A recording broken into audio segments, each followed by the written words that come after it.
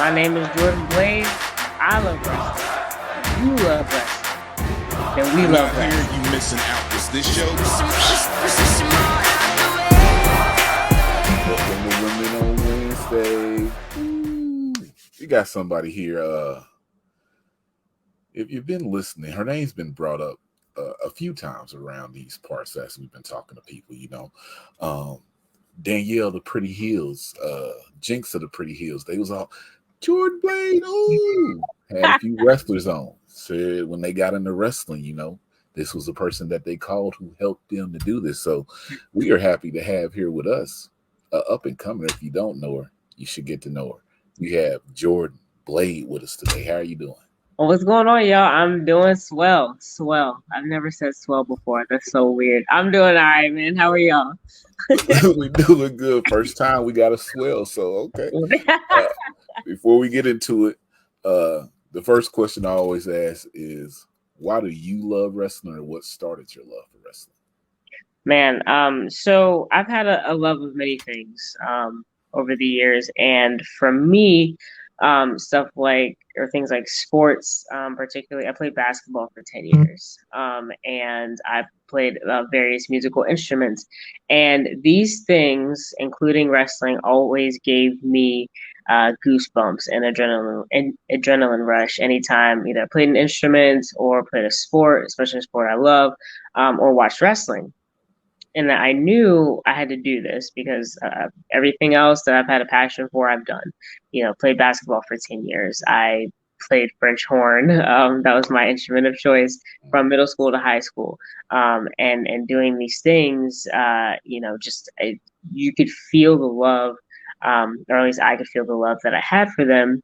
So when I started watching wrestling, I got that same exact feeling, and I was like, I knew I wanted to do this. Okay, because you said something. I was in band growing up too. You played the French horn. Were you I did. first chair or were you second chair? How was you doing the French horn? Man, okay, so when I was in middle school, so when I started, so there's a little segue. So the movie Drumline came out when I got into sixth grade, like a little bit before I got into sixth grade, and everyone wanted to play drums, particularly the snare drum, obviously, right? And my band director at the time was like, no more. I don't need any more percussionists. Y'all gonna have to pick a different instrument. And so I'm sitting up here like, because I'm in fifth grade, I'm going to sixth grade, and I'm like, I'm gonna play the snare drum. I'm gonna be so popular, blah, blah, blah, whatever. And I'm like, what am I gonna do? Well, my mom played the clarinet, the oboe, the bass clarinet, and the bassoon, right?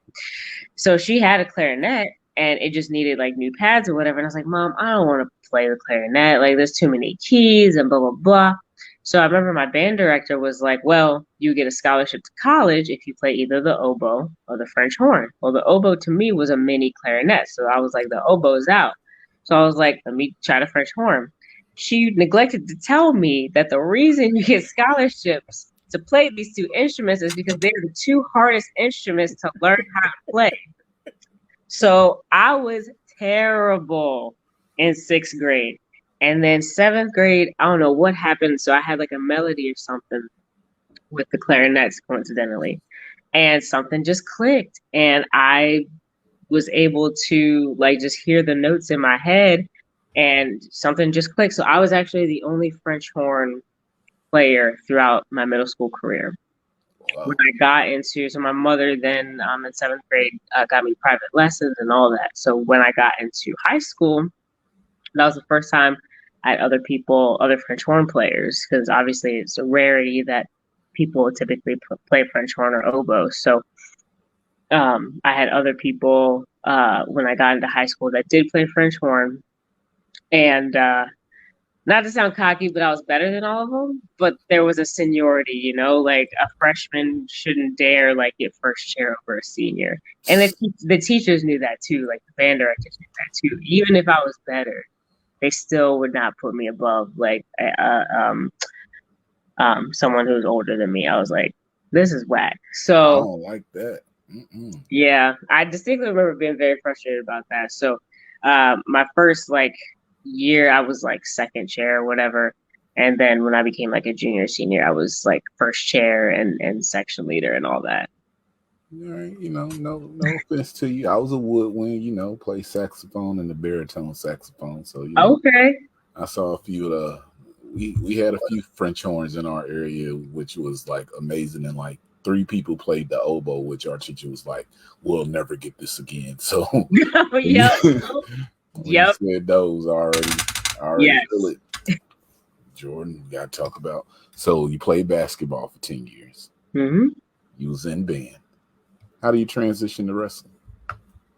Well, I got into wrestling when I was 12 years old, so that's around middle school time. And I got into it because I was over a couple of my friends' houses, and they're twins, and their little brother was watching SmackDown, and I was like, "What is this?" And I was just instantly, I don't know what, I can't point to one particular thing that it was that drew me to wrestling. So it probably was just like everything as a whole that drew me towards wrestling. So I after that, like SmackDown was on Thursdays at the time, so I never missed a SmackDown. Then I realized, oh, what is this? I'm flipping channels. It's Monday Night Raw. Um, so I just gravitated towards it, and to me too was the thing where, okay, this is another sport, because I played a plethora of different sports growing up. Basketball was just my main one. Okay, okay. Were you good at basketball? So the first 8 years, I was like mediocre, right? And there's this theme I think within my life where things just click at certain points. And without going too deep into it, a couple of my friends had transferred to another team, and so I think for me at that point, I was kind of like outside of their shadow by this point, and so again, something just clicked in me and I became more aggressive. If you can believe it, I was not always aggressive. I was very timid for the first 8 years of my basketball career. And then the last 2 years, I was just really aggressive. I remember my friends will tell you different, so don't ask them. But I remember, so it's two incidences. I was a point guard. So the first 8 years, I was a forward, and then everybody freaking grew but me. So then I had to be a point guard. So they're bringing the ball down, and I'm calling a play. This chick still steals the ball from right underneath me as I'm calling the play, and that's embarrassing, right? So I turned around and I hauled, you know what, down the court, and I tackled her, right? And so I knew at that point, I was like, oh, I'm gonna get a technical. Well, the referee, not at the time, but the referee is now my godfather. So Oh man. like, he only just gave me a foul. He did not give me a technical or anything. I was very surprised because I Adam Edge Copeland that girl. I speared her. Like I was like, I would have to you throw are you not out. getting no shot off of me. They'll get the ball back, but you are not getting no shot off of me. I would have to throw you out of there. So tackling people, you start wrestling and everything. She embarrassed me.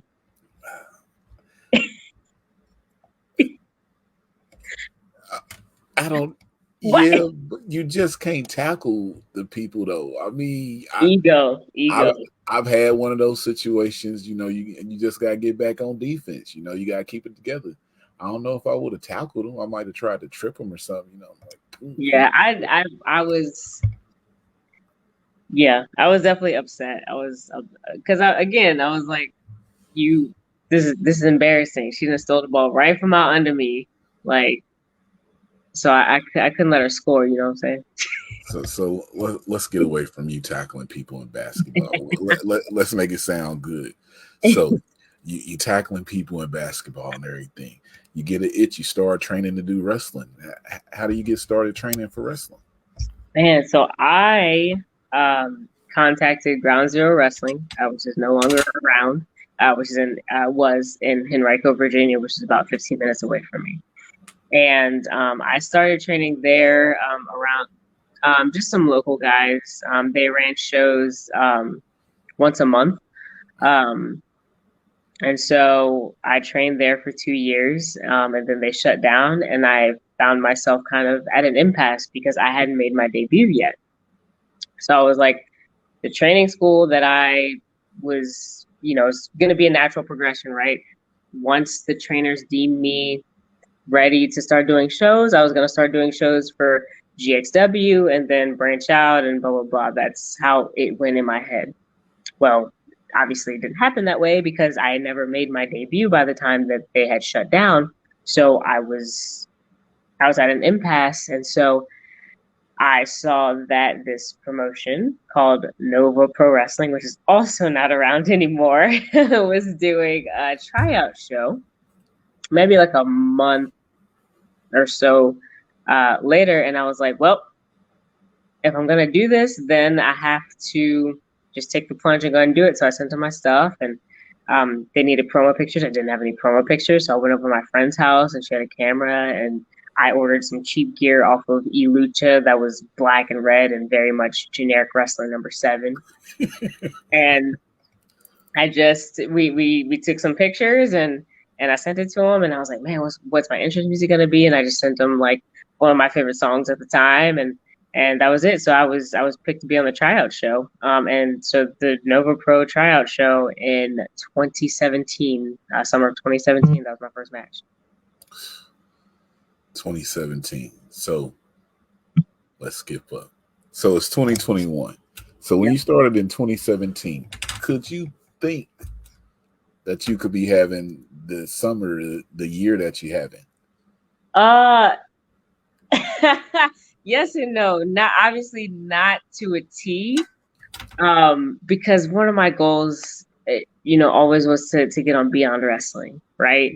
One of my goals was always to be able to travel for pro wrestling, get out of the Mid-Atlantic area. Unfortunately, doing both of them. Mm-hmm. Yeah, I mean, unfortunately, Virginia is a wasteland for professional wrestling. There's a couple promotions out here, and that's about it. And I feel like anybody who wrestles out of Virginia would say the same thing. I'm not trying to throw any shade. It is what it is. But I knew I had to get out, you know what I'm saying? And so the Northeast was a huge goal of mine, just because you knew like how many great wrestlers have come out of the Northeast. You talk about your Drew Gulaks, you talk about your Cesaros, and people like that coming out of the tri-state area. So I knew that was where I wanted to be. I definitely did not expect the year I've had is crazy. Definitely wouldn't have expected to be a part of a tag team. That's crazy too. With someone who I call a dear friend at this point right now. So it's been a crazy year. I'm super thankful for it, and I'm super thankful for everyone who believes in me and kind of gives me the ball and lets me run with it. Well, I got two things here, just first to speak. You yourself, I look at you as, I would say, a technical wrestler, one of those pure wrestlers. I saw your match with Deanna Purrazzo at GSW. I was like, I need a best of 7 out of that. Thank you. Me too. Then you just had your match with Trisha Dora this past weekend. Thursday. Mm-hmm. That was on Beyond Wrestling, right? Yes, this past Thursday. They all blur together at certain points. I'm just getting over like everything I've done this weekend, but yeah. But doing all that, and you're being kind of humble, who would have thought you on a tag team, Kings of the District? Like, I've seen y'all on a few shows now. How long have y'all been tag team? Because I think y'all came on my radar maybe last fall or so. Okay. Yeah, so we've been a tag team since 2017. Or my God, not 2017, 2019. Lord Jesus. Yeah, so 2019, I had just gotten back from rehabbing my ankle. I broke my ankle in late 2018. So I just got back from that, and we formed at Primetime Pro Wrestling, yet another wrestling promotion that no longer exists. Is there a theme here in my career? But you're still going. It's okay. I'm like, at a certain point, it just becomes like, can we get it together, please? because y'all are really stressing me out right now with these closures. But Man, um, yeah, if there was anything, if there was one good thing to come out of that, which it was multiple good things to come out of that, but if there was one good thing to come out of that, it would be me and EO getting together because I think out of I think out of a lot of the tag teams you see on the independent circuit, I think we are the most God, what's the word? Um, like we're very versatile. Like what I lack, Eel picks up, and the small things Eel lacks, which is not much. I pick up like I'm the brawn, I'm the strength or whatever. I mean, and he's strong too, so don't discount him at all. But he's a theater kid. He's a theater background. So a lot of the things that he does, his facial expressions, just the way he moves his body in the ring, it's just so, grandiose and verbose, and you can tell how he's feeling. And I look up to him in a plethora of ways, and that's one of them, just because um, every time I'm in the ring with him or, we're tagging together, I aim to be, that animated because the fans gravitate towards that. They can relate to things like that. If I just beat people up, then at a certain point you can't really like relate to that. Or maybe you can, I don't know. But shout out to y'all. Because speaking on that, Kings of the District. So Mission Pro, been following for since they started and everything. Tweeted out some, I'm just looking. I see it come across. I see the training section going. I'm like, oh, Jordan Blade right there at the training session. Good stuff to see with La Rosa Negra. Then you get on the show. And, I tweeted out Kings of the District versus the Renegade Twins, who are now their Mission Pro champions. yep. Are you looking to do a Texas takeover here? Because, Dallas coming up. It's coming up soon. Yes, absolutely. Texas is somewhere that I definitely want to break into. I have family in Texas too, which is great. I got family in San Antonio and Dallas. So yeah, Texas is somewhere that I've wanted to break into for a while, and especially Mission Pro. I've wanted to wrestle for them for at least a better part of a year now. And there's other Texas promotions, New Texas Pro, down there as well that I'm trying to make my way on. So, y'all need any shooters, any female shooters, I got you. So, but yeah, Texas is definitely one of them. And I love the Midwest, trying to get out there more often too. Kiefer, she said New Texas Pro Midwest. You got AAW, you got Zelo, you got Chicago Sports Wrestling. Yep. You got down in Louisville. You got somebody on who's our champion. Yes. Let me see if I say it right, because I always say it wrong and people get mad because I say it wrong on purpose. The Paradigm. Yeah. Paradigm. Yeah. They get mad because I be like Paradigm, because I just want to put the extra DM on it. You put the extra finesse on it, The middleweight champion? Yep, the UWFI Rules Super Middleweight Champion. UWFI. How is that feeling for you? Because I seen you beat Janai. I was there. I saw what you did. Man. I seen you beat a few people, but how is that for you? So having the title or beating Janai? No. Let's go with having the title first, and then we'll go with beating Janai, because you two got a little rivalry going. If nobody knows, that's like incredible. Yeah, man. If I'll segue for a second, my two favorite opponents that I've been in the ring with multiple times are Trish and Janai.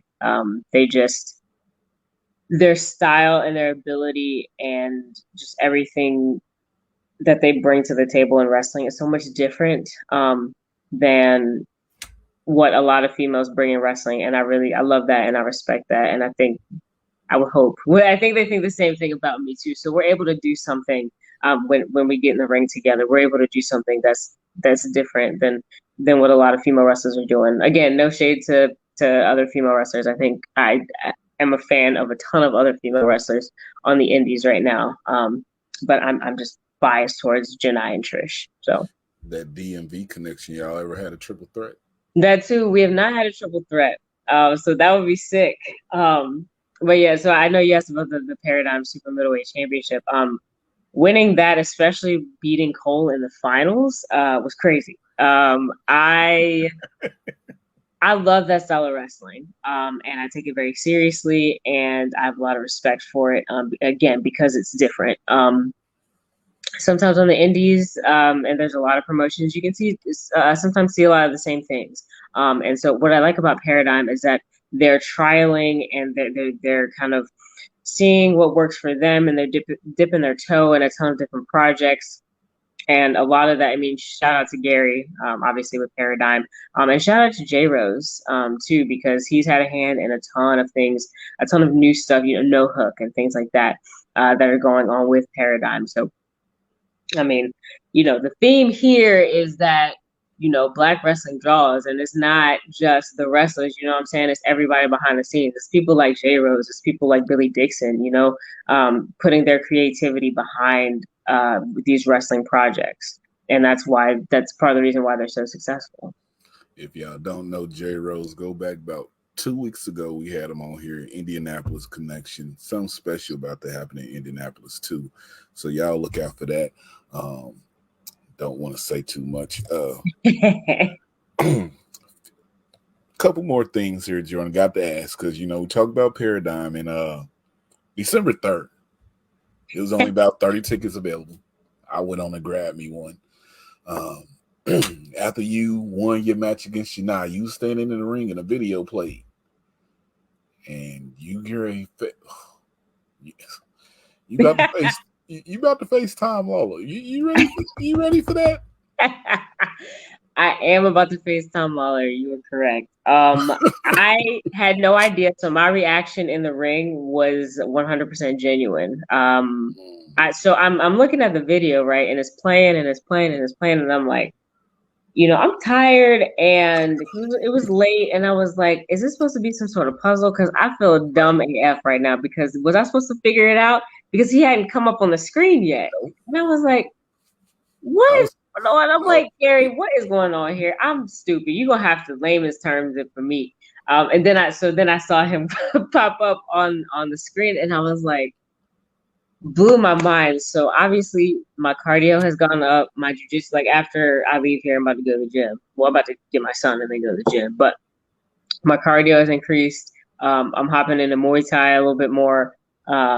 So I'm trying to be as ready as possible for Tom Lawler. I mean, former UFC fighter. I mean, currently in MLW. Like he is the epitome of the style of professional wrestling that I love today. Him, Davey Richards, a lot of what a lot of people are doing over there in MLW is the type of style of wrestling that I gravitate towards. Paradigm, December 3rd. I mean, if they show it, you better. I mean, because that video went on for like 2-3 minutes, and I was like, "What is this for?" Yeah, I was so confused. I was lost.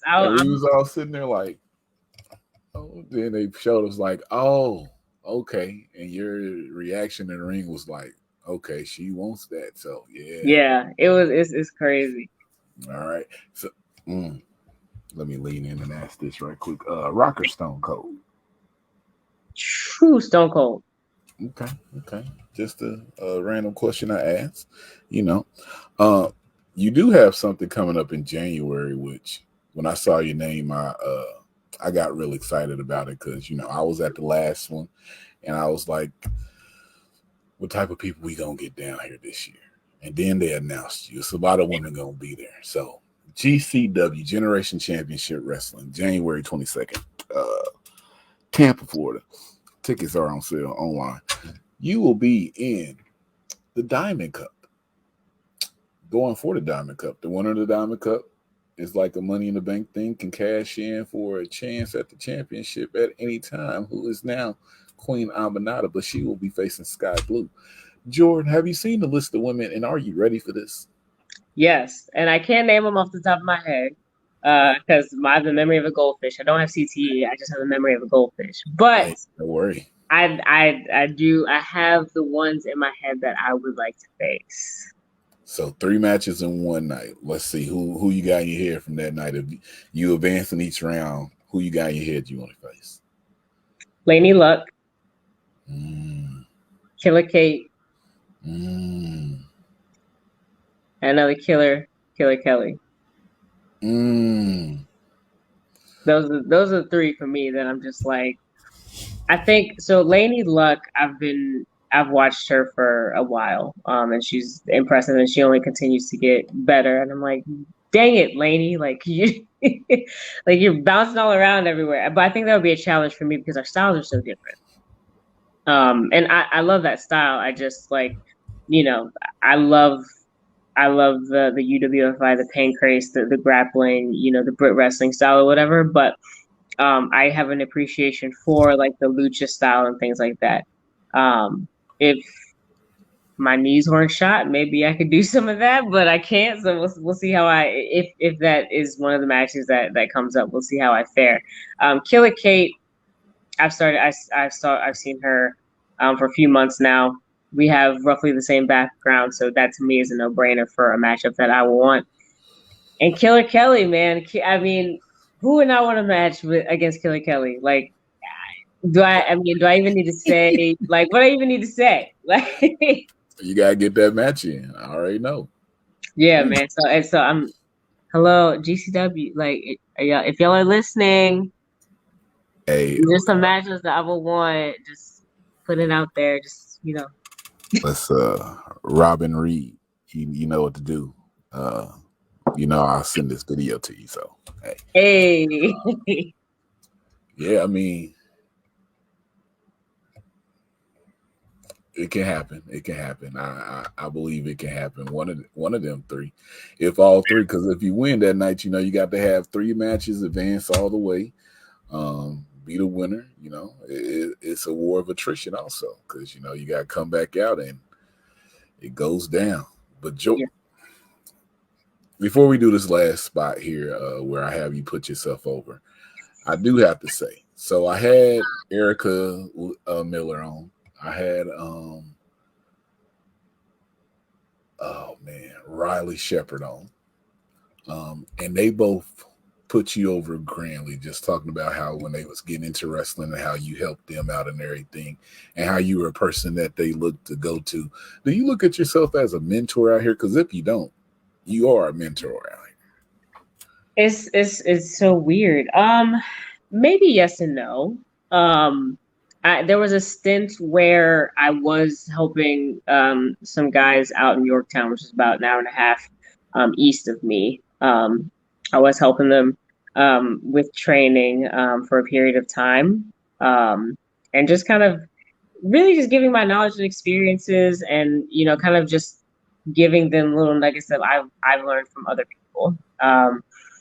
So I guess so. In a weird way, I'm sure other people may think that. It's because I still feel as though like there's always still something to learn, right? And I still feel as though that I'm still like fairly new. Like I'm only like 4 years into this, minus like 9 months because I was on the shelf with my ankle injury, and minus however many months you want to count for COVID. So I would just say 3 years. But it's so surreal because I just remember even looking up to indie wrestlers when I started, and so when other people look up to me, it's flattering. It's definitely humbling, and I love those two. So Hey, it was a great look, great thing. Jordan, it's your time to shine now. This is a little part that I call the put yourself over moment. This is just where you let our viewers know your social media, ways they can support you, anything you have coming up, anything, just put yourself over because we want to give the people a chance to support you out here. absolutely. So y'all can follow me on Instagram and Twitter at Jordan_Blade92.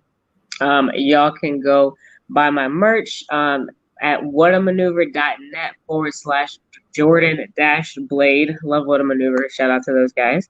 Um, where you can find me coming up. Ooh, what is today?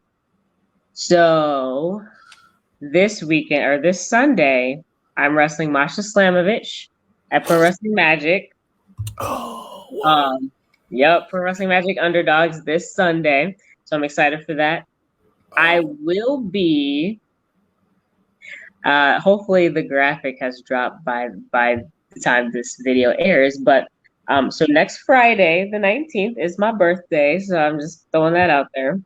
I will be wrestling on my birthday. is that? Is it? Wait a minute. Hasn't Is been it? announced yet. Is I'm it just for the saying. championship though? You said, is it for a championship? Yeah, I saw y'all back and forth talking. Hopefully, the graphic or the match has been announced by the time this drops. I'm just saying I will be wrestling on my birthday. This is why we put it out a week late, just in case it hasn't dropped. We cut this stuff out. But I saw the tweet. I don't. If it's out by this time, then I'll put something in for it. So Yeah. So you're probably right. On the 20th, y'all can catch me at Pro Wrestling Grind. I'm super excited about that. Their second ever show. I'll be wrestling Davienne. So this is my first meeting with her, which I'm super stoked for. I have a ton of respect for Davienne. She's great. And then y'all can catch me on the December 3rd, Paradigm Pro Wrestling season. Where are we at? Season 3. Yeah, season 3 UWFI Contenders main event fighting Tom Lawler. And then y'all, some of this stuff has not been announced yet. I will be somewhere on the 4th. That hasn't been announced yet.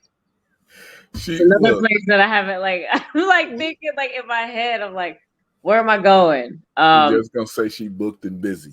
Dang, yeah, I'm just booked and busy because there's a couple more shows I have in December that have not been announced yet. That way we don't get in trouble with nobody. She is booked and busy. Man, I'm trying, man. I'm trying. We trying to support the fam, doing something we love out here. So trying to support the wife and the son. So The wife and the son. And the BBB. and the BBB. Let's go. I forgot.